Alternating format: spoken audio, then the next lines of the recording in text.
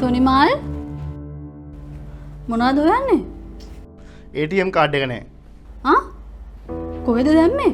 ඒක තමයි හොයන්නේ. හෙලෝ.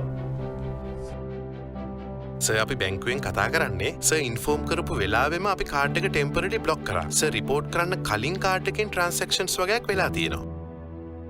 එහෙනම් ඒක ඊයේ පාටි එකේදී නැති වෙලා. සර් බ්‍රාන්ච් එකට ඇවිල්ලා රීප්ලේස්මන්ට් කාඩ් එක ගනිද්දී මතක් කරලා SMS alert දාගන්න. එතකොට ඕනෙම ට්‍රාන්සැක්ෂන් එකකදී එවෙලෙම සර්ගේ ෆෝන් එකට මැසේජ් එකක් එනවා.